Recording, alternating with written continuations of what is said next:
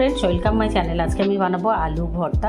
আলু মাখাটা আমরা এনি টাইম বানিয়ে নিই, তবে এটা খুব টেস্টি হবে, এই জন্য আমি আপনাদের দেখিয়ে দিচ্ছি। দেখুন, আমি চারটে আলু নিয়েছি, আর নিয়েছি দুটো ডিম। এখানে ডিম দুটো সেদ্ধ করে নিয়ে ছাড়িয়ে নিয়েছি। আলুটাও আমি সেদ্ধ করে নিয়েছি। আলুটা আমি ভাতের মধ্যে দিয়ে সেদ্ধ করে নিয়েছি।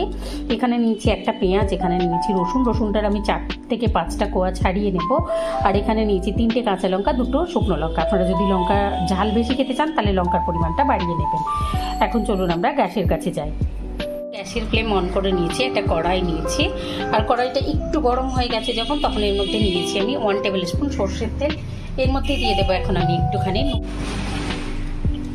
দেখুন দিয়ে দিচ্ছি আমি একটুখানি নুনটা দেওয়ার পরে আমরা দিয়ে দেবো ডিমগুলো। আপনারা চাইলে এখানে কিন্তু একটুখানি হলুদও ইউজ করতে পারেন। এবার ডিমটা আমরা উল্টে পাল্টে একটু ভেজে নেব।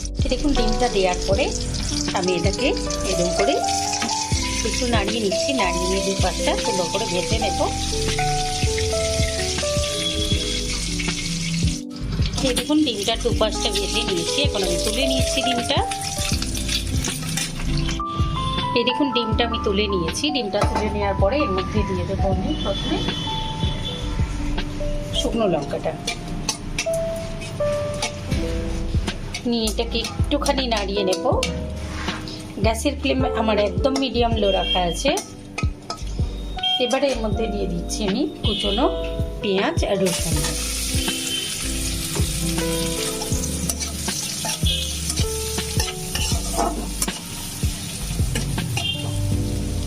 এটাকে একটু নরম হতে দেব।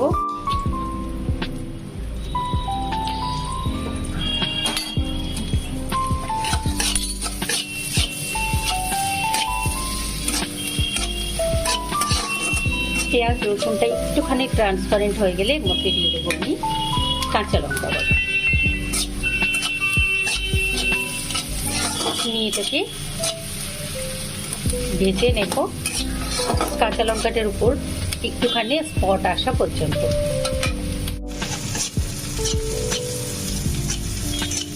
দেখুন এটাকে একদম মিডিয়াম লো ফ্লেমে আমি 2 মিনিট মতো ভেজে নিয়েছি। দেখুন পেঁয়াজটা একটুখানি হয়ে গেছে, ট্রান্সপারেন্ট হয়ে গেছে। রসুনগুলোকে আমি একটুখানি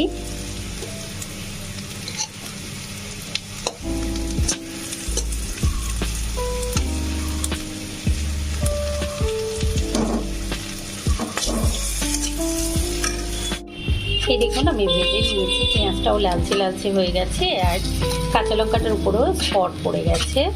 এটা খুব সুন্দরভাবে ভাজা হয়ে গেছে। এখন এই দেখুন আমি এটা ভেজে নিয়েছি, খুব সুন্দরভাবে ভাজা হয়ে গেছে। তো এখন আমি তুলে নিচ্ছি এটাকে। এই দেখুন নিয়ে নিয়েছি আমি, ভেজে তুলে নিয়েছি বোলের মধ্যে। এখানে আমি এখন নিয়ে নিচ্ছি নুনটা, পরিমাণ মতো নুন নিয়ে এটাকে এখন মেখে নেব।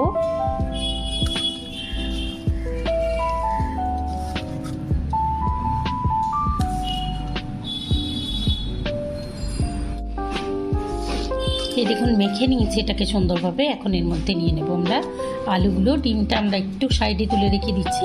নিয়ে আলুগুলো আমরা প্রথমে মেখে নিয়ে সঙ্গে খুব ভালোভাবে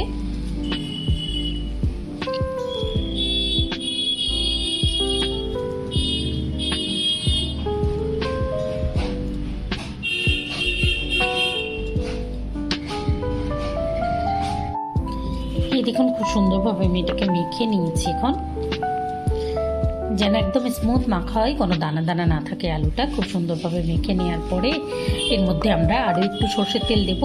যখন মাখা হয়ে যাবে তখন দিয়ে এটাকে সার্ভ করবো। তো তার আগে এটাকে খুব ভালোভাবে মেখে নিতে হবে। খুব ভালোভাবে মেখে নিলেই কিন্তু এর টেস্টটা আমরা পুরোপুরি পাবো। এবার এর মধ্যে আমি ডিমটাও অ্যাড করে দিচ্ছি। দিয়ে মেখে নেব। দেখুন খুব সুন্দরভাবে মেখে নিয়েছি আমি এটাকে। মেখে নেওয়ার পরে এর মধ্যে অ্যাড করে দিচ্ছি আমি একটুখানি ধনে পাতা দিলে বেশ ভালো লাগে। আপনারা ধনে পাতাটা স্কিপও করতে পারেন। এবার ধনে পাতাটা দিয়ে আমি এটাকে আরও ভালোভাবে মেখে নেব। দেখলেন তো কত ইজিলি তৈরি করে নিলাম।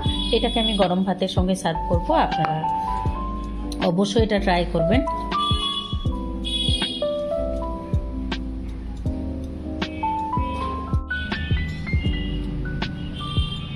দেখুন আমি এটাকে পুরো কমপ্লিট করে নিয়েছি।